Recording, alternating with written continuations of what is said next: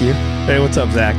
This is Pedal Pushers. We did it. We've got video. I want to say live because we're watching it like it's live. I'm trying not to look so I don't see how fat I am on camera. What? I told you I needed to say it at least once. You're going to say it. That's it. I will promise you. I will not bring up the fact a problem that I'm super fat. You're not super fat. It's fine. I'm not. We'll drop it. I'll drop it, and I'm going to lose weight because I'm on video now. I promise. I'm going to get healthy. No more Mountain For Dew your kids. in the Cinnamon Toast Crunch for breakfast. Oh man, have you ever accidentally? See, I don't want to go down these like we're the quirky podcast that talks about anything but the topic. Yeah, but have you ever accidentally put something in your cereal like that wasn't milk, and then you thought, I'll just try it? No, like I've put water in milk and cereal before. Poor man's cereal. Yeah, you can afford cereal, but you can't afford milk. Yeah. And yeah, I just had to like throw it out. I was like, I'll see let me see. I put sugar on my fries at In-N-Out once because I had been up 36 hours. Did they ask you to leave? No, I'd been up 36 hours and I accidentally grabbed a sugar packet. Oh, okay. Because Devin and I drove down to try to audition for Wanna Be a VJ. Okay. The second season. I don't remember the first season. Well, that's a great story for another time, but right. I was up 36 hours. I put sugar on my fries. And it was like McDonald's fries after you did that. It was terrific. It was good. I ate them all. I was tired and hungry. Well, so we're going to try this video format yes. moving forward. And for those listening, we'll still do the audio format. Yes. Of course. Hopefully it's still just as engaging, even though we're playing for the cameras right here. Well, kind of. It's like listening to stand-up comedy. And like, you hear people laugh at something that you can't see them do it, and you just... Yeah. You laugh too because you're like, I know it's good. So I probably try not to do a ton of physical comedy on the show. That's right. Unlike before.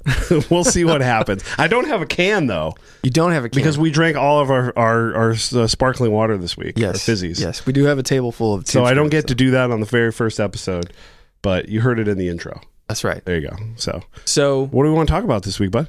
Well, PRS. It's right there. I know. Yeah. PRS released some new guitars, one of which we all knew about. Big topic. And then another one that was kind of a surprise that I had hoped something like that would have been the case, but I didn't necessarily see it coming. I knew that one was coming. Yeah, because the Miles Kennedy one was a worst kept secret in guitars. What had to be. Because, he was road testing that thing for a long, long time. Yeah. And so this happened at Gearfest. Basically, right? Which is now Summer NAMM. Kind of. It is. Summer NAMM Light. Yes. It's something, It's like Summer NAMM for like 50 people. But the fact that like PRS released a guitar around when Gearfest was going to be has to say something about the importance of Gearfest. Yeah, absolutely. That's what I was getting at. Yeah. But yeah, so what we're talking about this week is going to be PRS made a Tele. PRS made a Tele. And technically they made two. Yes. But they released the Miles Kennedy signature, and then the NF53, which is it's a very PRS name. Yes. Don't like the name though. What would you want to name it, like the Silver Sky or the Fiore or? So I don't like the Fiore much either. But at least it's a name. It is a name. It's identifiable. Yeah. But yeah. So. Let's just get into it. Why don't you get us started? Okay. So first question I had for you about this is, first thing I thought of, is that legal? What legal? Could PRS make a Telecaster? Yeah. First I have no people have hang-ups about this. People have hang-ups about stuff like this. The Silver Sky was a breach into this. But it's still there. It's still there's hang-ups. And I think it's interesting. And we'll get to why I think it's really interesting. And being somebody that's worked for guitar companies and had a lot of conversations around this is what can you get away with when your brand is known for a certain style, a certain energy, and a certain aura of guitars. Well, should we touch on the Silver Sky thing? Well, we could start there because that's what I mean. Is it legal? Is it like, I think obviously this doesn't happen unless the Silver Sky is a success. Absolutely. But the amount of people that started speaking out against the Silver Sky when it came out was baffling to me. It totally blew my mind because everyone was like, how dare they make a Stratocaster copy? and you look around, like go to any guitar retailer, literally anyone. Half of the guitars are Strats. Yes, I'd say the majority of all guitars out there have some relation to a Stratocaster. Yeah, it's the OG. It's the most important and the best-selling guitar of all time. Absolutely, and I don't know. It just is so maddening to me that they would get mad at PRS for what they say outright copying, and furthermore getting mad that Paul and John and company took so long to make a Strat. It is not that clear cut. It is not that simple. And furthermore, I don't think, like, I see it and it is a Strat shaped object, but I think a lot of people, the majority of companies who make Strat shaped objects make them that are much closer in shape with less of an attempt to do anything new and anything different and anything interesting. I would argue. Yeah, I mean, I think that I would be one of those people that read the press release about how long it took and kind of thought it was kind of funny. You think so? Well, not funny. But then I also was working at Novo that took like how long after we had whispered about the Idris for it to finally come out. Right. And it's a Strat shaped object. But so I get it a little bit more now. At the time, I would say, I'm like, well, it's a Strat. Like, how long did it take? But I think understanding what it would take to make sure that two guys are happy, that have a lot riding on it, which is Paul Reed Smith and John Mayer, is probably why it took so long. Well, it's because you've got, if it's one guy to make happy, that would take long enough, which is somebody that has that level of sort of, perfection on what they want the guitar to be. But then when you introduce a signature artist, it's going to be doubly. Because I know there's probably a lot of things that Paul would have done that John wanted to do differently. Oh, I'm sure. And there's been a few things on the record on how that guitar turned out the way it did. Yeah, and it's so interesting to think about. Just okay, let's just look at John's touring schedule. How much time does he have in there? How much time would any artist have in there? And we're getting a little bit sidetracked, but I think it's a valid conversation. How much time would these people have to sit down and go, okay, now I'm going to really have a sincere and honest look at this thing I'm going to put my name on. Like if he's on the road, he's touring, he's gigging, he's in that headspace, and he might not be thinking, super diving into the minutia of the things that he would really want if it were at home or some time where he could be in that headspace. And there's so much about that guitar, and to the considering the NF3 as well, or NF53. Yes. NF3 was a different model. It was. But when you think about that, all the little details take so long. The fact that the Silver Sky has a different Strat jack cup. Yes. It's entirely different. That took months for them to develop. You also, surely. I think that is sort of what I kind of understand more. I think the Silver Sky came out pretty early in my Novo career. And understanding like how long it takes to get a custom part made, even if you make it yourself or if you are, getting it made by another manufacturer, and the amount, like the quantities that PRS has to do all their stuff on leads it to be, incredibly expensive, and you have to nail it. So it is an interesting thing, kind of, but to kind of like bring it back to the Tele.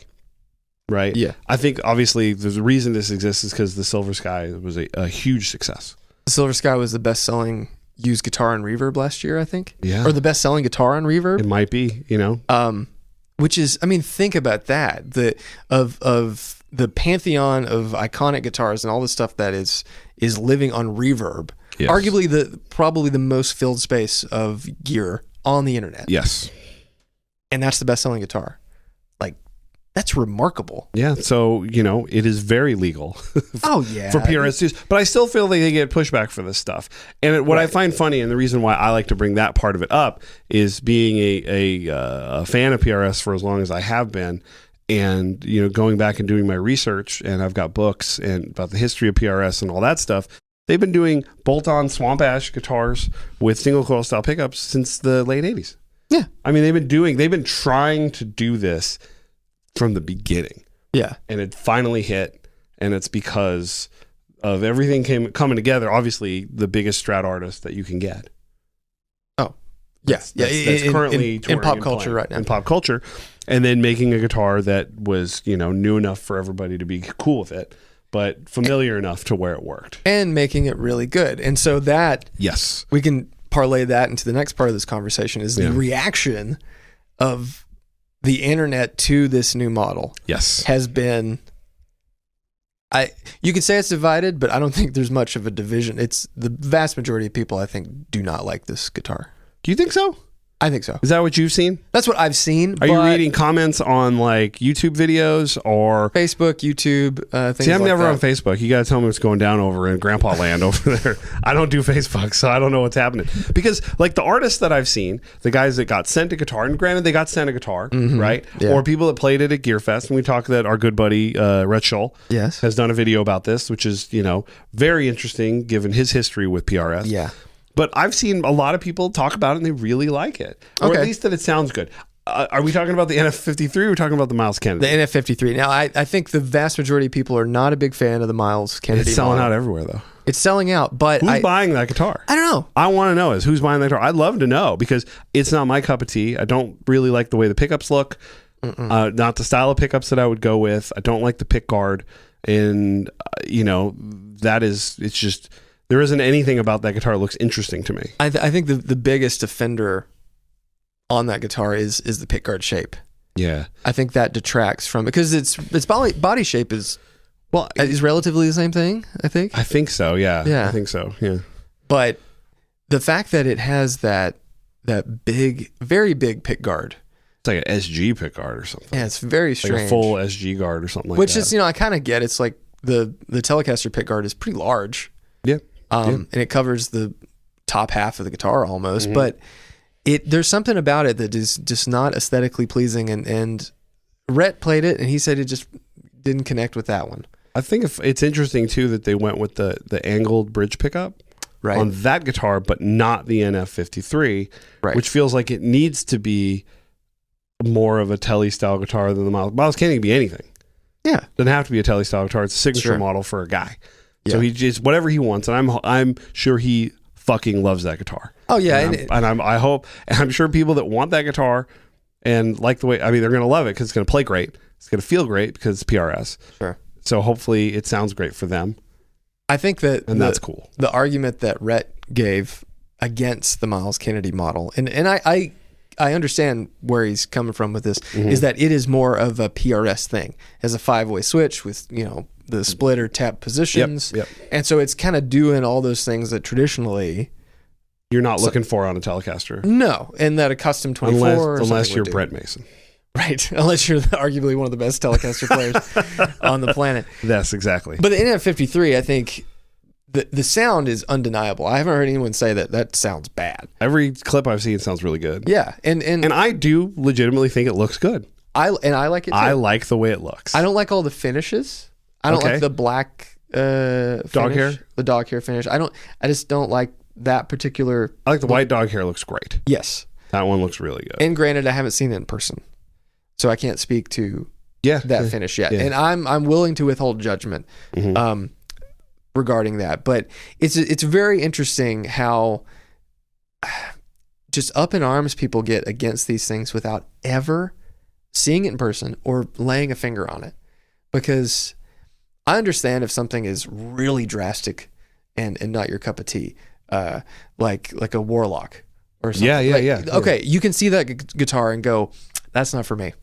Yeah. But how do you know that something that is very reminiscent of a classic design that we all know and are familiar with, made by arguably one of the best guitar manufacturers in the world, is making a guitar that probably stinks? You don't. Well, I think that's it's totally fine if you just think it looks like shit and you don't want to play it because you don't like it, because that's if you really hate it. If you really hate the way it looks, because that's always the first thing. We play guitar to be cool.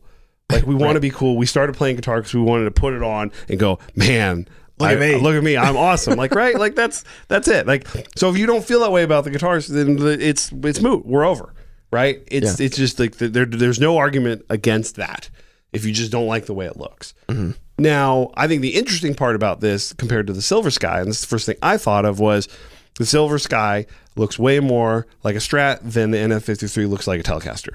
It definitely does. And what do you think the reason, without having Paul here to ask that question, he really didn't talk about that on the debut video.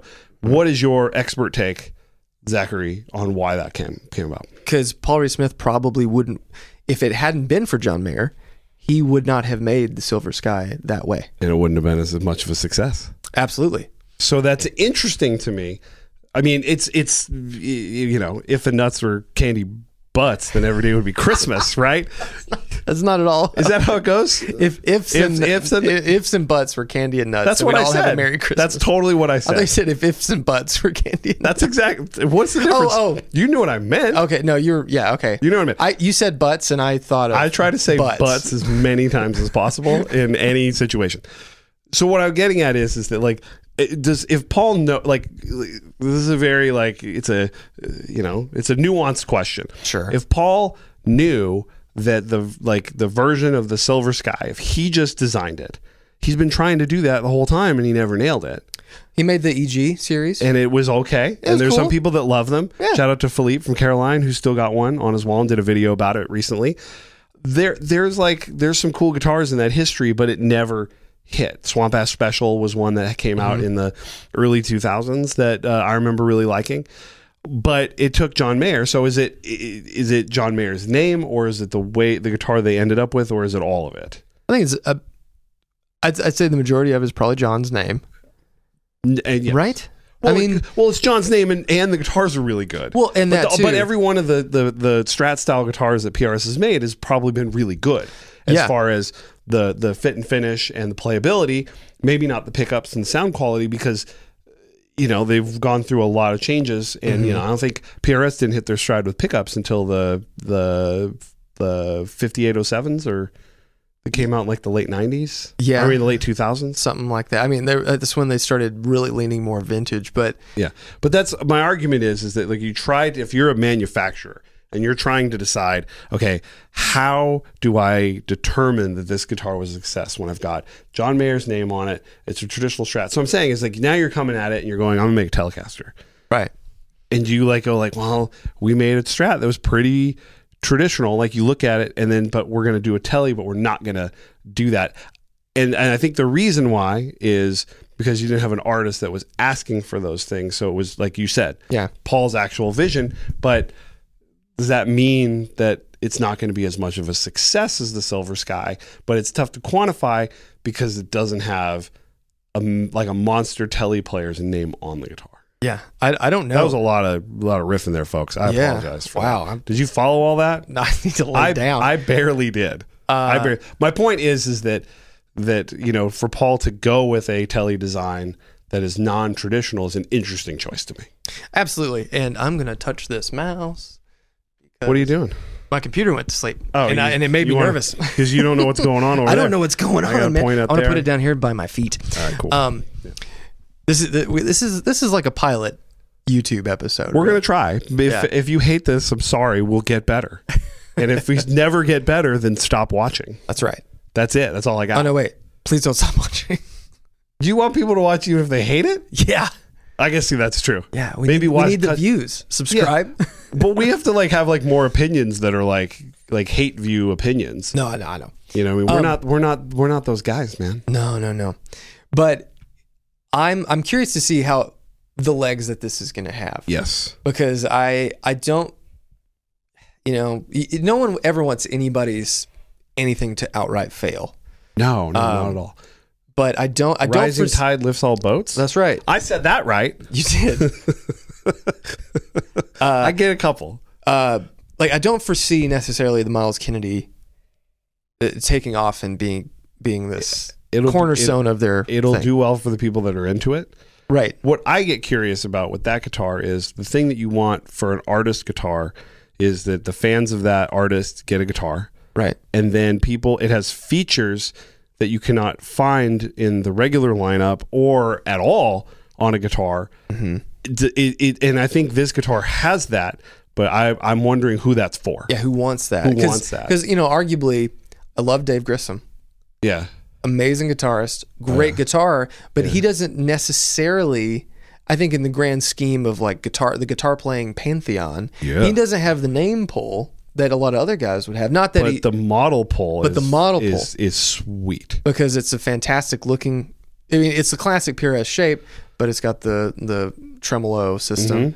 And the unique two pickups, two volume controls, multiple volumes, a really good neck shape. As soon as you hold it, it's like a feature set you cannot get, and it would appeal to people that aren't necessarily fans of David Grissom. Absolutely. And that's what you want the Miles Kennedy for, and I'm dubious about that. Right. And I think regardless of John Mayer's name on the Silver Sky, it appeals to those people because you look at the number of people who are playing that guitar now, and I'm sure a lot of them are huge John Mayer fans, but anybody that enjoys a Strat plays that and goes, "Oh, no, that's pretty good." Well, and then you also have this just an incredible fan base for PRS, who are like, "Okay, well now I'm going to buy a Strat, which I never would have before. But now I can have a PRS." That's huge. Yes, and that's, I'm sure, a big part of the NF53's appeal. So I have like a working theory here that is not substantiated by anything except my own psychosis. Oh, this is perfect for the internet.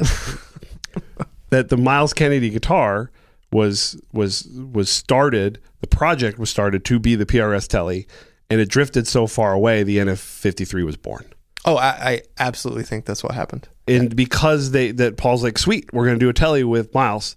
And then the guitar they ended up with, Miles is happy with. So they're like, cool, but I still want to do a Tele style guitar. So I would not be surprised if the NF53 was a working prototype of the Miles guitar at some point, and the Miles guitar turned into what it was, and Paul's like, but I really like that, so let's go down that road. Right. I would not be surprised if that's how it went, because I think it was really smart to do it that way, because it helps sort of sell the platform to have like which one that you wanted, which one would you, which if you're into the style, now you've got a choice here, versus like, hey, we're going to come out with Miles, this is our Tele style guitar, and you're like, oh, it's not what I was thinking. Yeah. So you don't think that's crazy? No. I absolutely think that's more than likely what happened, and I'm really curious to get my hands on one and try it. Yes. You see all sorts of people moaning about the price. You see people moaning about all this stuff, but I think the price is terrific. I think the price is $28.99 is a great price for. I mean, guitars are so expensive now. It's insane. I mean, I just look at the prices that have gone up. I mean, regular PRSs went up again this year. Yeah, like a base model like McCarty guitar is like $4,600. Wow, 55. Not 10 top, just a 10 top 55. Woo! We're the wrong biz, bro. Trying to slang these pedals for $200. My goodness. But so everything's going up. Yeah. I mean, prices are through the roof for a ton of brands. And so I think $28.99 for a production guitar, Yeah, I mean, of that caliber where, you're buying a American Vintage to Fender Strat styles, those are $2,300. Yeah. I would say the jump in quality is pretty significant with PRS. Absolutely. And so that is worth the price. Yeah, you can't, in my opinion. Oh, man, that was something that I saw on my old man Facebook meandering. You got to get off that stuff, man. No. I guess it gives us good material to talk about on the show. No, it does, but also like like I've said before, I'm in that pedal show community on there. Are they a bunch of cranks? No. A bunch of old cranks? No. It's mostly like very supportive and stuff, but we get a lot of Mythos questions. Good. And a lot of things about Mythos on there, and I feel like if I wasn't there, that would be bad. Yeah. And it's just, people use Twitter, people use TikTok. If I'm spending a few minutes a night going, did I get tagged in anything? Nope. Okay. That's about my extent. But what I saw is I was really curious about what the community thought about this guitar. And it's fascinating. And I saw a guy commenting. You're doing great. I'm very tired. That it was $4,000, and I told you that, and then what? So we screen capped the Sweetwater listing, and I shared it, and he said $3,000. It's overpriced like everything is right now, and I thought, what? And I replied, if everything is overpriced, then nothing. That's just what stuff costs now. Yeah, and that's, obviously we've had a lot of inflation recently. We had a global pandemic where ships were stuck in canals and it was difficult to get parts. It's crazy out there. You can't get anything from the Ukraine. No, I can't get my diodes. You can't get your diodes if that guy's watching. Where's my diodes? Oh, man. Crazy. So that is the point. Sad. Like, it is difficult. Like, if you look at the market right now, it is just everything's expensive. If you want a baseline, we talked about this when we discussed price in our last episode. Yeah. Knowing how guitars are made, I think a lot of them are underpriced. What they are, it's just because it's so expensive to do, and those brands are really cutting it close. The amount of that PRS makes on their S2 line, it's just those margins they got to make up for in volume. And they really do. Something that I thought about that, I'm sure we mentioned it, but I wanted to talk about with this guy is that it costs more to pay people to make these things now. Yeah. Every year it gets more expensive to pay people.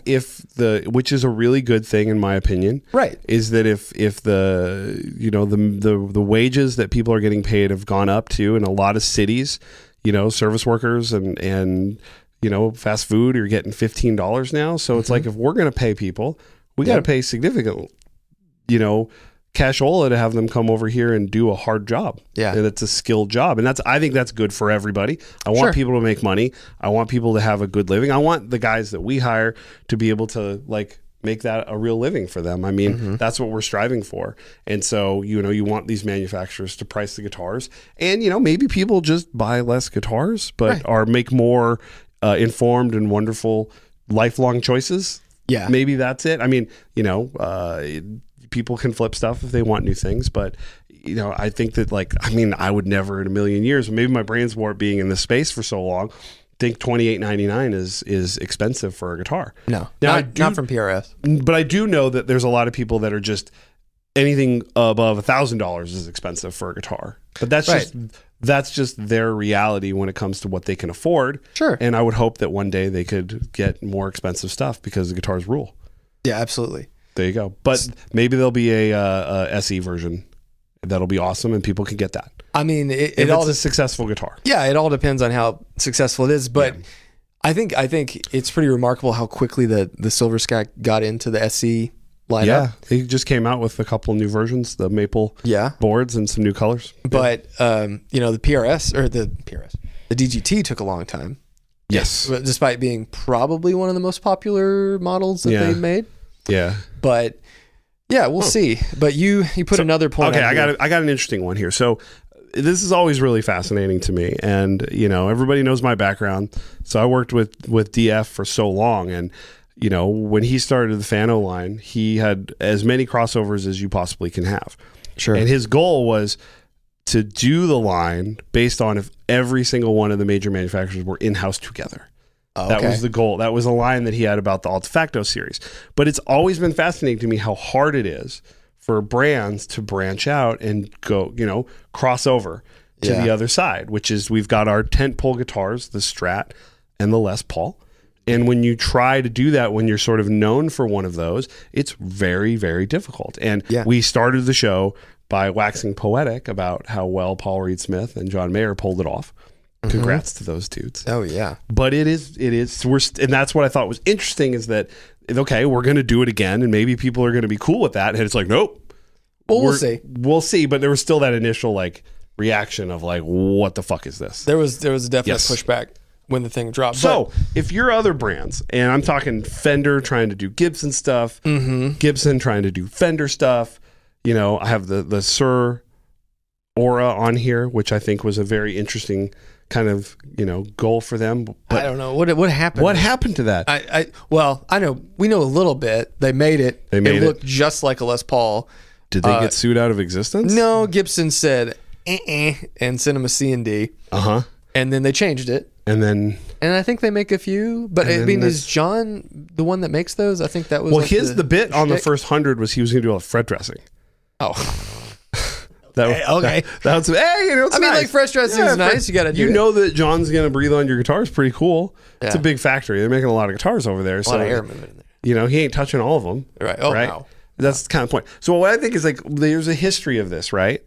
that the guitar brands trying to reach out to the other side and do this successfully, sort of, unsuccessfully, sort of, and it just continues to this day. And I think that no matter what, once you get a certain success level, it's just once you're known for something, it's difficult to cross over because people are just going to be skeptical about it. I don't know if anyone yet has succeeded in crossing. Sorry, I thought it was like interviewing you for a second. I got confused. Has succeeded in crossing over those sort of hard lines as well as PRS has, because you think about it, there have been other people who've done this. Yeah. Right.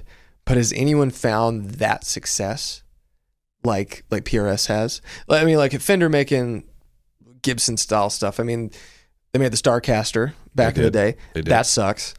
It's a niche guitar that hangs around, I think, because Radiohead plays them. Yeah, and then they made like the Tele Deluxes and customs with the wide range things, and that's it didn't really hit. They even had Seth Lover make the pickups, and even those, like, I mean, they're very popular, but are they Les Paul popular? No, but they're still, But I think it's interesting because those are still bolt-on guitars. Mm-hmm. They're not mahogany or anything. No. Right. So like, I think the difference is that when you go full out, where you're going, where you're making a guitar and it's like, you're not just putting some single coil pickups in it or some humbuckers in it. You're, manufacturing it completely different. Well, and is that part of the problem too? Is that like you have to get to the point to where you can, I know for a fact that if you are doing bolt-on maple necks and then suddenly you're going to do all mahogany set neck tilt back, it's a completely different process. Oh yeah. Yeah. And so rechanging your entire factory in order to do that is a huge thing. And PRS again has been making bolt-on neck guitars the entire time. Pretty much. Yeah. I mean, CE has been around since like 89. At least in the EG series. And so we talked about that. So they can do that. But you're right. Like who else is, because Gibson, I put the Firebird on there. But the Firebird was supposed to be a Strat, like attempt at coming at the Strat. Well, kind of. But I mean, they did a proper Strat style thing in the 80s with the Victory series. Double cut, single coil. And Gibson has toyed with single coils or single coil-esque things for ages. But none of those did anything. And when I say single coil, I don't mean P90. I mean proper Fender style single coil. Yeah. But I mean, other people kind of do a little bit of both, but not on the level and the. We're talking about the volume of it. There's certain brands out there that kind of like dabble in a lot of stuff. Yeah. Where I'm sure somebody like Kiesel or something will do a lot of different style of guitars that you can order. Yeah. We're talking about, really like if Sir, it didn't necessarily work out for them. And that's what I mean. Like if you go to Sir, you can get a set neck guitar, you can get mahogany, you can get carved top, but they tried to make a Les Paul and it didn't stick. Well, it was, I mean, I think it hit at a time when that guitar was released. It was very expensive. It was like $8,000. Yeah. I saw that. I was at the NAMM show where it debuted to check it out and I was like, oh. Yeah, it's Les Paul, and that's a lot higher than what Gibson was making at the time. And that's the thing that you have to convince these people.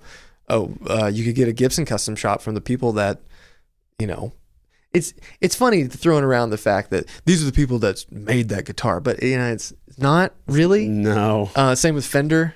Fender's been sold a couple times since 1965. Gibson, same thing. So. It's an interesting thing to say, but it is true. There's a name on the headstock. There's a headstock shape, and so But I guess so here's a good question as a business, because we are a business. We're trying to make money. We have children.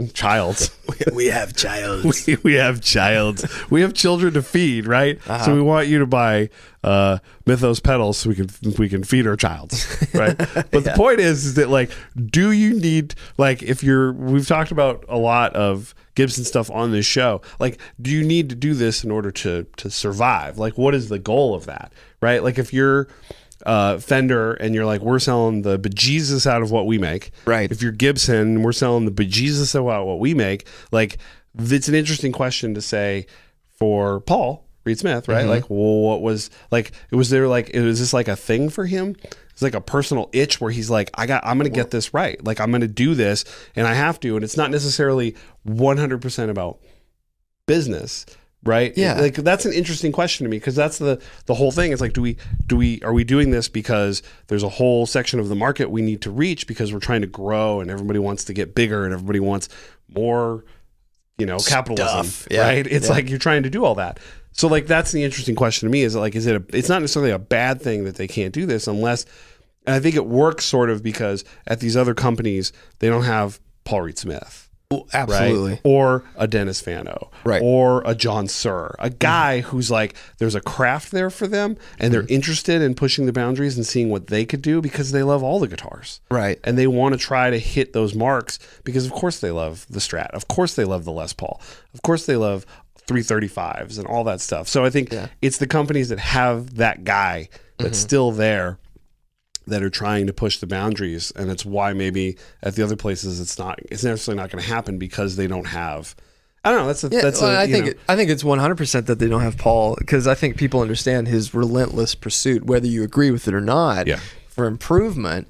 But also, I think Paul just does that. He just throws everything at the wall and sees what will stick. And it's interesting because you look at PRS and just look at the model lineup, and then recently the Modern Eagle is now part of the core line. Yes. And if you had asked me what guitars from PRS's history will join the normal core lineup, I don't know if I would have ever guessed the Modern Eagle. The Modern Eagle, yeah. Like it doesn't seem like they would have enough. I thought they always just did those as a special run once in a while, and then it was gone. Yeah, like for the like PRS Experience events or things like that, they do those in private stock, but it just never. It doesn't seem like a guitar that would appeal to enough people. I'm sure I've played one years ago, but it didn't have the small pickup underneath the neck. Yeah, like it's an HSH now. Yeah, and it's been like that in the private stock lineup for a while, but it's interesting, and I think that's just because like they have their production probably so down pat that they can do these things. Yes. And well, that's kind of my point, is that like they've had a lot of versatility for so long, that they're able to do this, and that makes, I don't know anything about Suhr, but it might have been such a change in direction to try to make those guitars that it was just labor intensive and expensive, and it's like at some point you have to look at it and go like, what do we need to do this for? Sure. It's a really interesting thing, and also I do think that the Silver Sky price is also really helpful. The price is being anything. Any American-made manufacturer that can do sub 3,000 that's a good place to be. Yeah, if you can pull that off. The fact that they're simple, they're widely appealing, and this is going back to the NF53 too. You're not alienating. This is what Rhett said. Any part of the market by having outlandish finishes or flamey tops and things like that. It's a very approachable aesthetic. Yeah. Whether you agree with the shape or not, that's kind of up to you. But and I will disagree with Rhett, because he's always throwing out this like PRS blue and green and these crazy flame tops, and they do that. I mean, most PRS, I'd say the majority of PRS guitars, just adjusting, making sure. The majority of PRS guitars, they have flamey tops, but I would not say that the majority of them have. I wouldn't say the majority has crazy finishes. No, I mean, the thing about PRS that they can do, though, is if you go to any manufacturer, any retailer of PRS, you're going to see like striking blues, striking greens, striking purples, some really interesting like burst blacks finishes, along with the traditional stuff. They have a lot, and I think that that's what it is like if you go to a website and you're looking at a Gibson, you're going to see, cherry sunburst, lemon sunburst, variety of sunbursts, ebony and alpine white, and that's it. And just seeing those, it might put you off it if you go to a store and that's all they have right at the time is a bunch of blue. I'm not a fan of any of the blue or green PRS guitars. I like Trampus green. Like Trampus green? Yeah. But I think it depends on the guitar. But one thing that's funny is I think the reason that people don't see those as much. Well, we got no headphones on. I don't know what I did. Sorry, everybody. Is because all the other ones sell. They're gone. Yes, they move, but quick. They must sell these guitars. Of course they do. Of course they do. So they sell these blue guitars. So it's like it's Rhett wrong again. Rhett wrong. No, but I get what he's saying. He's saying, which I do think is true, is that there is a way to appeal. There's certain stuff that appeals to every person that's ever picked up a guitar. Sure. And there's stuff that certain people really like. I think a very bright blue, flamey guitar is a specific thing that certain people like. But you get a black guitar, and it's pretty hard for people to say they don't like that. Yeah. I don't like a black guitar. Yeah. That's not really something that maybe somebody would. Maybe. You said you didn't like the dog hair one. I mean, and I need to see it in person. Yeah. I would rather it just be like solid black. They do a solid black one. For the NF53? Yeah, they do. Oh, okay. They have a solid black and they do the dog hair. Oh, okay. You hadn't noticed that? And there's what are the colors? There's like there's sunburst. There's dog hair white. Oh. We're doing a show. They get sunburst. They got white, dog hair white, dog hair black, blue, and just piano black. Like a piano black. Yeah. I thought there was only like 3 colors on No. the NF53. And the Miles had... Unless I'm wrong. Oh my God. The Miles had like the black. Does Miles have the black one and not the NF3 and I'm wrong? So. And am I really wrong? Rhett's always wrong. And I'm always wrong. No, Rhett's not always wrong. It's a good video. You should watch the video. I could say that because he's my friend. But I get what he's saying about that is the colors are supposed to be a little bit more. Although the blue is very PRS. Mm-hmm. And I don't like it. I don't like the blue. I think that's the Miles Kennedy. No, they do a blue in the NF3 too. We'll put it on the screen. You vamp while I look at my phone to see the prices. All of this to say is that I'm very curious to try this. I'm excited. I know that the feedback on it coming out of the Nashville showroom was outstanding, according to them. That was what I wanted to talk about next. See, I was right. Look, black dog hair, blue Mateo, McCarty sunburst, white dog hair. Okay. See, folks, we'll put that up on the screen. I got it right.